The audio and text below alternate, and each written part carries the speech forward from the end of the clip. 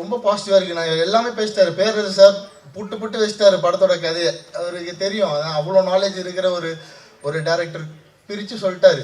பெண்களுக்கு கண்டிப்பாக அது ஒரு பெரிய விழிப்புணர்வு படம். ஏன்னா காடு வெட்டின்னு பேர் வச்சுட்டு வேறு என்னென்ன சொல்ல முடியும்? காடு வெட்டின்னு பேர் வச்சுட்டு சோலை ஏதாவது தப்பாக சொன்னாருன்னா என்ன ஆவார் சோலை?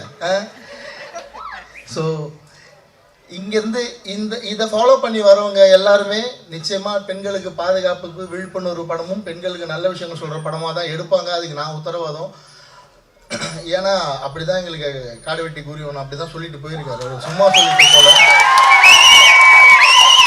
தமிழ்நாட்டில் முதல்ல இந்த மாதிரி தப்பான காதல், ஜாதி பார்த்து காதல் பண்ணுறது, பணக்கார பெண்களை பார்த்து காதல் பண்ணுறதுங்களை முதல்ல எதிர்த்தவர் அவர் தான். ஸோ அவரோட பேரை தலைப்பாக வச்சுட்டு வேறு என்ன சொல்ல முடியும்? நிச்சயமாக இந்த படம் ஒரு பெரிய விழிப்புணர்வு படமாக இருக்கும். என் படத்தை எந்தெந்த பெற்றோர்கள்லாம் போய் தேட்டரில் பார்ப்பீங்களோ நம்பி இந்த படத்தையும் போய் தேட்டரில் பாருங்கள், நான் உத்தரவாதமாக சொல்கிறேன். நிச்சயமாக உங்களுக்கு ஒரு பெரிய விழிப்புணர்வும் ஒரு புது செய்தியும் இந்த படத்தில் வரும். சாதிக்கோட சாங்ஸ் வந்து ரொம்ப சூப்பராக இருக்குது. நான் முன்னாடியே கேட்டிருக்கேன், ஹெட்செட்லேயே கேட்டிருக்கேன். இப்போ தேட்டரில் தான் கேட்குறோம்.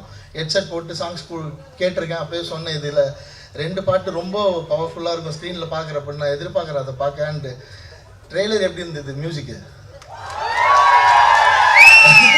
ஒரு பெரிய சர்ப்ரைஸ் எலிமெண்ட் வேறு உடச்சிட்டார் அண்ணன். பேக்ரவுண்டில் வந்து குருன்னு வரப்போகுதுன்னு, தேட்டர் என்ன கேட்டியாக போகுதுன்னு. நான் சூப்பர்ண்ணா, அதெல்லாம் பெரிய ஐடியா, ரொம்ப சூப்பர் ஐடியா. அது சாதாரணமாக வராது. கரெக்டாக இருக்கீங்க நீங்களும், சொல்லி ஆரம்பிக்கும் சார் கூட. ரொம்ப சந்தோஷம். அது தேட்டரில் பாருங்கண்ணா. அதுக்கப்புறம் அது ரிங்டோன் இன்றைக்கி வரைக்கும் திரௌபதி ரிங்டோன் தானே வச்சு சுற்றி நிற்கிறாங்க. நான் ருத்ரதாண்டவம் பண்ணிட்டேன். நான் வந்து பகாசுரன் பண்ணிட்டேன்.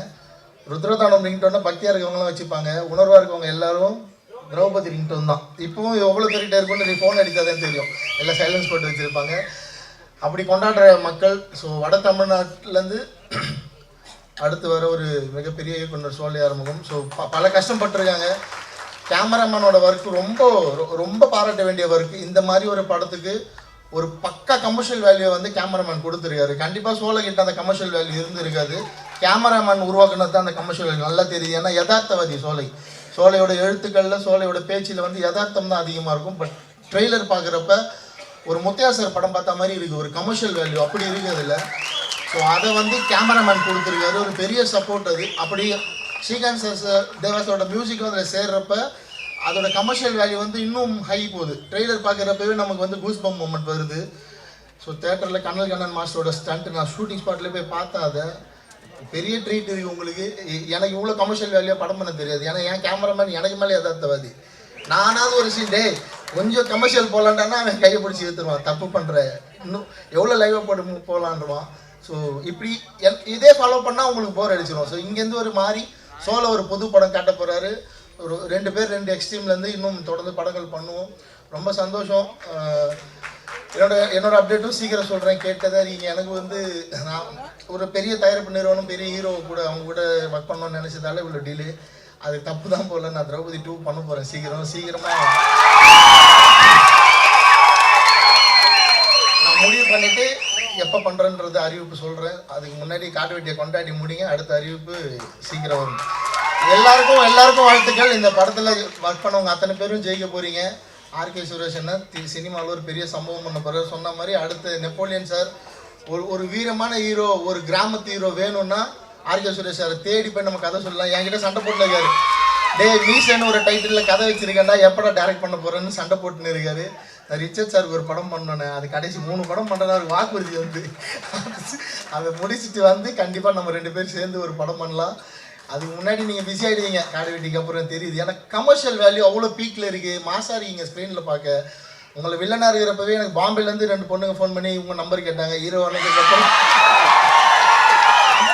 எனக்கு பாம்பேயில் ஒரு ஃப்ரெண்ட் இருக்காங்க, அவங்க பெரிய ஃபேன். உங்களுக்கு என்கிட்ட நம்பர் கேட்டு பயங்கர தொல்லை. ஹீரோ ஆனதுக்கப்புறம் என்ன நல்லா நடக்க போதோ தெரியல. ஸோ பிஸி ஆகிடுவீங்க, எங்களெல்லாம் மறந்துடாதீங்க. ஸோ பல தயாரிப்பாளர்கள் இந்த படத்துக்கு இது ஒரு வெளியே தெரியாத ஒரு கூட்டு முயற்சி திரைப்படம். ஏன்னா நான் ரொம்ப 500, 100, 200 வாங்கி திரௌபதி பண்ணதால நான் வெளிப்படையாக அது கூட்டு முயற்சின்னு சொன்னேன். இந்த படத்தில் ஒரு ரொம்ப பெரிய அமௌண்ட்டாக ஷேர் பண்ணி 10 lakhsக்கு மேலே ஷேர் பண்ணி பல தயாரிப்பாளர்கள் இணைஞ்சி செஞ்ச படம் வந்து இந்த காடு வெட்டி. அவ்வளோ பேருக்குமே நிறைய சோதனைகள், மன உளைச்சல். ஏன்னா ஒரு 4 வருஷம் ஒரு பெரிய அமௌண்ட் முடங்கி இருக்கிறது சின்ன விஷயம் இல்லை. படம் ரிலீஸ்க்கு முன்னாடி இந்த படம் சேட்டலைட் ஓடிடி கண்டிப்பாக வாங்க மாட்டாங்க, ஏன்னா இவங்க அந்த மாதிரி சம்பவம் தான் பண்ணியிருக்கிறது. ஆனால் ரிலீஸ்க்கு அப்புறம் இதுக்கான டிமாண்ட் 2 மடங்காக தான் இருக்கும். ஸோ வெயிட் பண்ணி எல்லோரும் சேர்ந்து செலிப்ரேட் பண்ணுங்கள், எதுவும் அவசரப்படாதீங்க. வெயிட் பண்ணிங்கன்னா ஒரு பெரிய சக்ஸஸ் இருக்குதுன்னு சொல்லிவிட்டு உங்களை நம்பி தான் நானும் சொல்லிட்டு போய் தைரியமாக உட்கார்றேன். படத்தை ஹிட்டாக வேண்டியது உங்கள் பொறுப்பு. வாழ்த்துக்கள்.